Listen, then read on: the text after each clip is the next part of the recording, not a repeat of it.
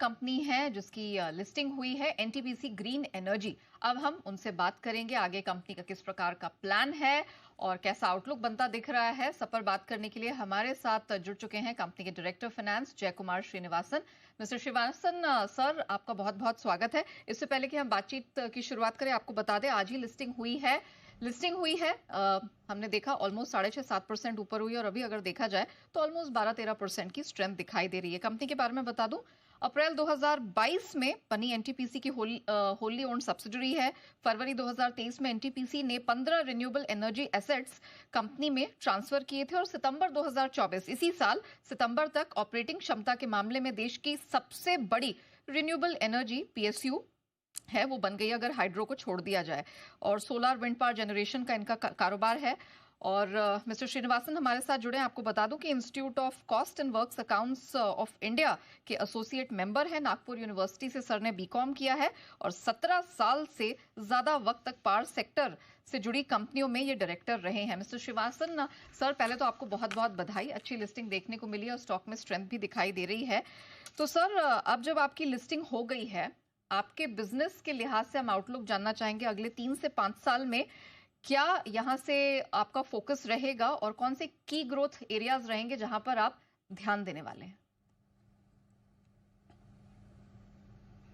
बहुत बहुत धन्यवाद। सर्वप्रथम मैं आपके चैनल के माध्यम से सभी निवेशकों को धन्यवाद देना चाहता हूं, खास करके हमारे जो रिटेल इन्वेस्टर्स है और एग्जिस्टिंग शेयर होल्डर्स हैं एनटीपीसी के, कि मौजूदा मार्केट के परिस्थिति में भी उन्होंने काफ़ी इसकी सराहना की है, इसको रिस्पांस दिया हुआ। तो मैं आपके चैनल के माध्यम से सबको धन्यवाद देना चाहता हूँ। As far as plans are concerned, हमारा लिस्टिंग अच्छा हुआ है और आगे चल के हमारे ग्रोथ प्लान्स बड़े एम्बिशियस है। सन 2032 तक हमारा 60 गीगावाट का एक लक्ष्य लेके हम चल रहे हैं। आज हमारा 3.3 ये हमारा ऑपरेशनल कैपेसिटी है, गीगावाट का ऑपरेशनल कैपेसिटी है। तकरीबन 13 गीगावाट अंडर कंस्ट्रक्शन है फर्दर, और इस ऐसे प्रकार से और कुछ 9 गीगावाट का हमारा पाइपलाइन में है। एक तकरीबन 26 गीगावाट का कैपेसिटी में हम काम कर रहे हैं और हर साल जो है ये करंट ईयर में हम 3 गीगावाट का कमीशनिंग करेंगे।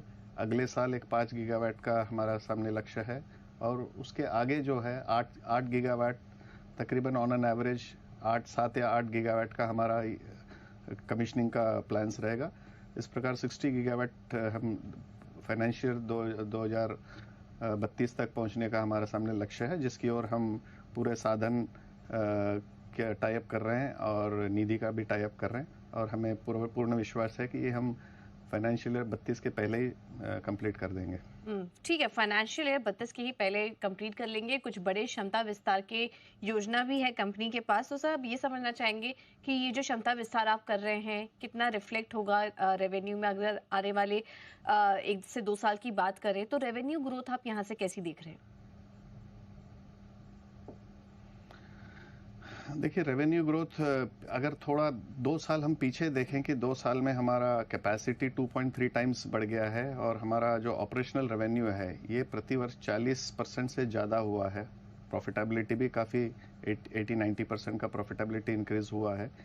बेसिकली हमारा रिन्यूएबल बिजनेस में एक एबिटा मार्जिन हमें प्रति मेगावाट ये 65 लाख का मिल रहा है और हमारा एबिटा मार्जिन भी काफ़ी हेल्दी है, 86-87% है। तो इस प्रकार ये जो कैपेसिटी एडिशन के प्लान्स हैं हमारा, इसके अनुसार हमारा स्टीप ग्रोथ रहेगा रेवेन्यूज़ में, प्रॉफिटेबिलिटी में। तो हमारा इस, जैसे मैं कह रहा था कि 3 गीगावाट ये साल, अगले साल 5 गीगावाट और 8 गीगावाट, इस प्रकार हम 19 गीगावाट के आसपास हमारा पहुंच जाएंगे 2017 तक। तो इसी मार्जिन्स को लेके हमारा पैट मार्जिन भी काफ़ी अच्छा है, 17% के आसपास हमने फाइनेंशियल ईयर हाफ ईयर में अचीव किया है। इसी प्रकार का ग्रोथ हम रेवेन्यू और प्रॉफिटेबिलिटी में एक्सपेक्ट कर सकते हैं। राइट सर, आप करंट कैपेसिटी मुझे बताएंगे सोलर और विंड पावर सेगमेंट में अगर देखी जाए तो अभी आपकी मौजूदा क्षमता कितनी है और इसे अगले 2 वित्त वर्षों में कितना एक्सपैंड करने की आप योजना बना रहे हैं? हमारा ऑपरेशनल कैपेसिटी आज 3.32 गीगावाट है।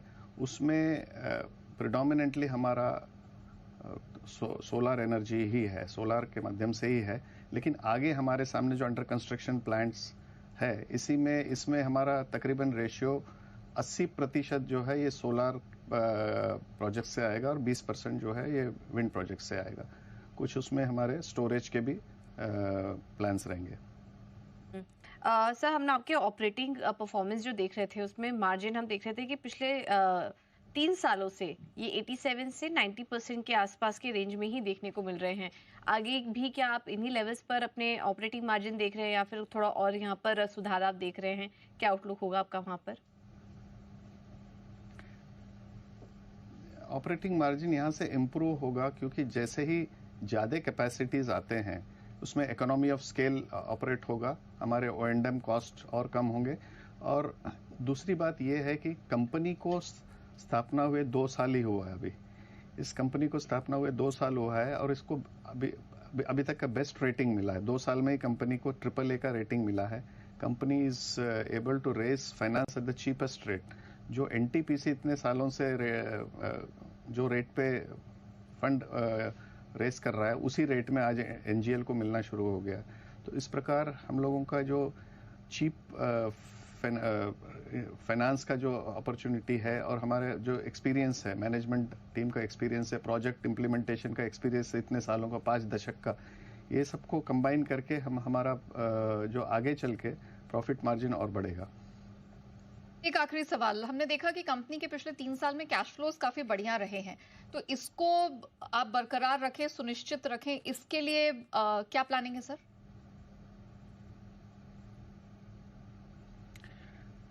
कैश फ्लो के हिसाब से देखिए, एक तो है, मैं जैसे कह रहा था कि आगे चल के हमारा ट्रेजरी मैनेजमेंट और बेटर होगा। हम ऑलरेडी हमारा जो हमारे बाकियों की तुलना में हमारा 150 से 200 बेसिस पॉइंट हमारा कॉस्ट ऑफ फाइनेंस कम है। बट आगे चलते हुए अभी जो फॉरेन करेंसी लोन्स है, पर्टिकुलरली जो फॉरेन फाइनेंशियल इंस्टीट्यूशन है जो ग्रीन प्रोजेक्ट्स की तरफ उनका झुकाव है, ऐसे लोगों से हम बड़े ही सस्ते में लोन रेस करेंगे और इसका ऑपरेशनल हमारा जो फाइनेंशियल मार्जिन है इसको और ज़्यादा इम्प्रूव करेंगे। Sir, thank you so much आज समय निकालकर हमारे साथ जुड़ने के लिए।